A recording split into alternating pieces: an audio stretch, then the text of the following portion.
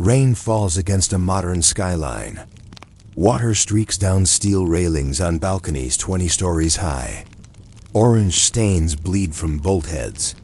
2 winters pass and the coating begins to blister. Paint cracks. Rust spreads like a slow infection.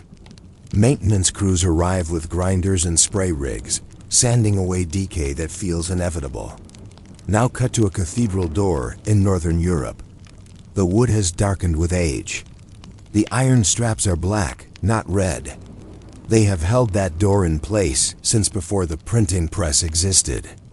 800 winters, 800 storms, and they still carry weight. It is just a hinge, a strip of iron bent and riveted. And yet one fails in years while the other endures for centuries. Corrosion costs the modern world trillions. Bridges are repainted. Ships are sandblasted.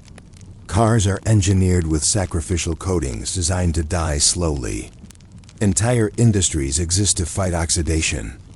So why did medieval iron, forged without electricity or laboratories, sometimes outlast the precision steel we make today? This is the story of why 800-year-old iron still survives. The answer begins in smoke and dirt. Medieval iron did not come from towering blast furnaces pouring rivers of molten metal.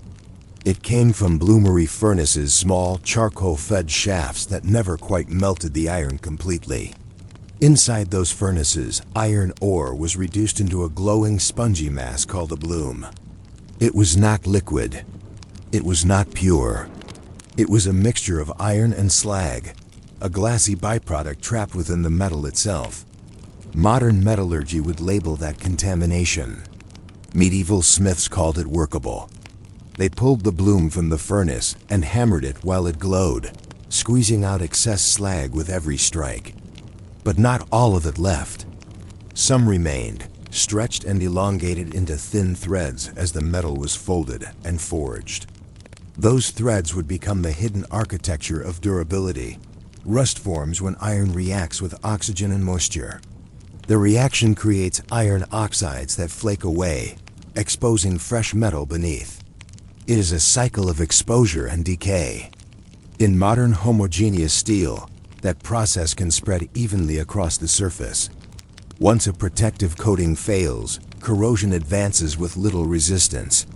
But in medieval wrought iron, the story shifts. The slag fibers trapped inside act as microscopic barriers. They interrupt the path of corrosion. They create tiny discontinuities that slow oxygen's advance. Over time, under the right conditions, a darker, more stable oxide layer can form, often magnetite instead of loose red rust. Instead of flaking rapidly, the surface can harden into a tighter skin. The impurities modern industry removed were quietly doing work. There was another element at play. Medieval iron often contained higher levels of phosphorus than modern structural steel. Today, phosphorus is usually reduced because it can make steel brittle. But in small amounts, phosphorus can encourage the formation of protective iron phosphate layers on exposed surfaces.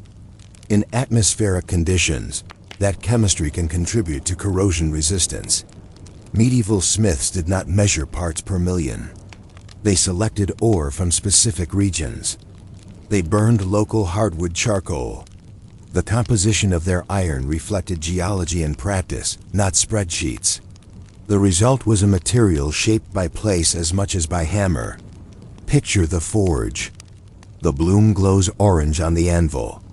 The smith raises his hammer and strikes. Slag spits out in bright sparks. He folds the iron, reheats it, strikes again. Hours pass. The metal consolidates. Fibers align in the direction of force. He is not chasing purity. He is chasing cohesion. When the shape is complete, a hinge strap, a nail, a tie rod, he turns to surface treatment. Fresh iron is vulnerable. So he reheats the piece gently and applies oil linseed, animal fat, beeswax mixtures. The oil smokes on contact. It polymerizes. It carbonizes against the hot surface, forming a darkened layer that seeps into micropores. It is not paint. It is not galvanization. It is a primitive conversion coating born from heat and organic chemistry. The iron cools black. Protected, though not invincible, medieval ironwork was also thick, overbuilt by modern standards. Hinge straps on cathedral doors are broad and heavy. Tie rods inside stone vaults are substantial. When corrosion does begin, it eats slowly through mass. The fibrous structure resists catastrophic cracking. Compare that to a thin stamped modern hinge coated in zinc. Once the zinc layer is consumed, there is little material left to sacrifice. Efficiency reduces margin. Speed reduces thickness. And thickness, though unfashionable, buys time. Evidence of this durability stands quietly across Europe. In Salisbury Cathedral in England, iron tie bars installed in the 13th century still function today. Metallurgical studies have revealed slag inclusions characteristic of bloomery iron, distributed in fibrous patterns.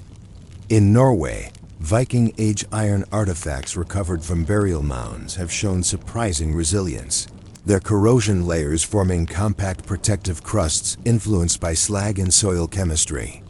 In France, Gothic stone structures have revealed original iron clamps embedded within masonry, intact after centuries, while later industrial replacements required substitution.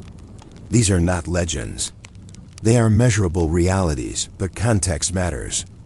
Medieval iron often lived in environments without the intense industrial pollution of the 19th and 20th centuries. Acid rain accelerated corrosion dramatically in modern cities.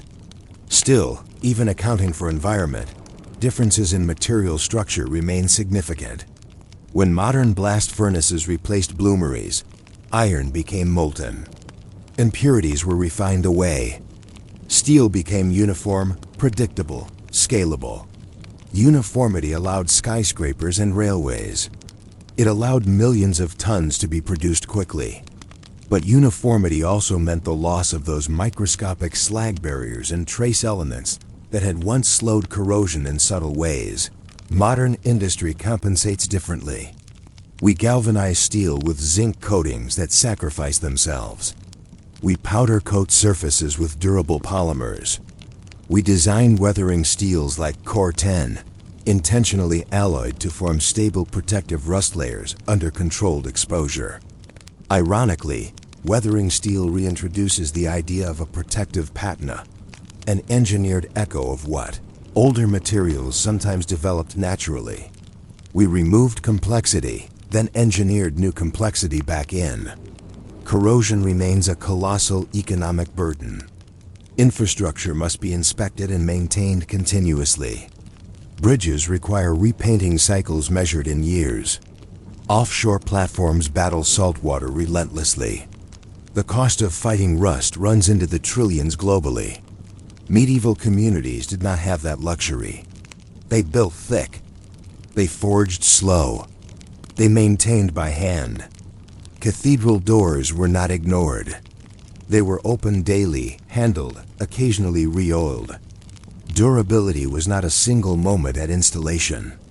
It was an ongoing relationship. So could you replicate this today? Partially. True bloomery iron is rare and expensive, but some artisans still produce it in reconstructed furnaces. Modern blacksmiths can heat mild steel and apply oil to create a dark oxide layer. They can design with thickness and repairability in mind. What cannot be easily recreated is the exact microstructure of pre-industrial wrought iron without deliberate effort. Modern mild steel is chemically cleaner and structurally different. And practical caution matters. Heating oils produces fumes. Structural elements require engineering oversight. A decorative hinge is one thing. A load-bearing beam is another. The deeper lesson is not to romanticize the past. Medieval iron was inconsistent. Some pieces failed. Many were replaced. But the ones that survived reveal a mindset oriented toward longevity. They accepted corrosion as inevitable and built systems that slowed it and tolerated it. Modern products are often optimized for cost, weight, and rapid production. Replacement can be cheaper than repair. Thin panels and coatings meet consumer expectations for affordability and convenience.